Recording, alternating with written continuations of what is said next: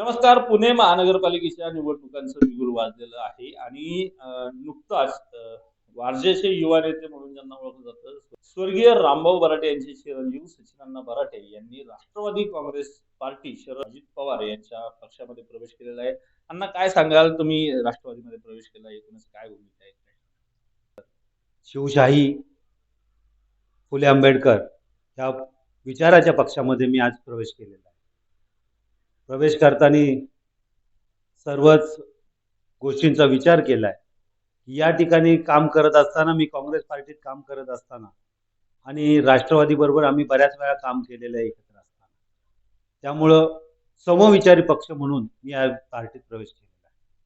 अण्णा, पण असं नाही वाटत का, नागरिकांमध्ये चर्चा आहे की नागरिकांना आनंद व्यक्त केलाय नागरिकांनी की तुम्ही राष्ट्रवादीमध्ये प्रवेश केला, मात्र या प्रवेशाला फार उशीर झाला, असं नाही वाटत? बऱ्याच वर्षापासून सर्वसामान्य नागरिक आणि आमचे सर्व कार्यकर्ते मागे लागलेले होते. उशीर झालाय, पण उशिरा का होईना मी आज निर्णय घेतलाय आणि या प्रभागात जसं घड्याळ फुललेलं होतं तसंच ते फुलवून ठेवण्याचा 100% मी प्रयत्न करणार. आता प्राधान्य कसं असणार आहे? नागरिकांची कामं, प्रभागाचा विकास कसा साधारणपणे संकल्प केलाय? सामान्य लोकांचं काम करण्यासाठीच मी या ठिकाणी आलेलो आहे.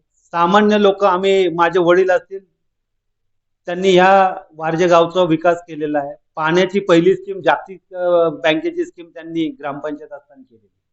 त्याच धर्तीवरती मी सामान्य लोकांसाठी रस्ता असेल, इंडिया रोडचा जो परिसर आहे पूर्ण, तो वाहतुकीचा प्रश्न आहे, त्याच्यावरती प्रामुख्याने लक्ष दिलं जाईल आणि त्याचा विकास पहिला केला जाईल. याशिवाय आणखीन काय काय?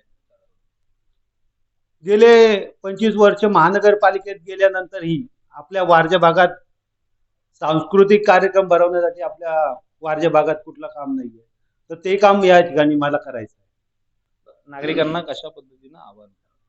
नागरिकांना आव्हान करल की आज 25 वर्ष आपण वारजेचा भाग हा पुणे महानगरपालिकेत गेलेला आहे. तर पुणे महानगरपालिकेत आजही तीच समस्या आहे. रस्त्याची समस्या तीच आहे, ड्रेनेजची समस्या तीच आहे, वाहतूक हा खूप मोठा वारज्यावरती ओढलेला प्रश्न आहे.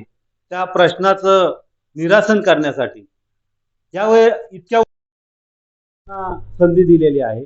यावेळेस मला एक संधी देऊन बघा, विकास हा नक्कीच केला जाईल.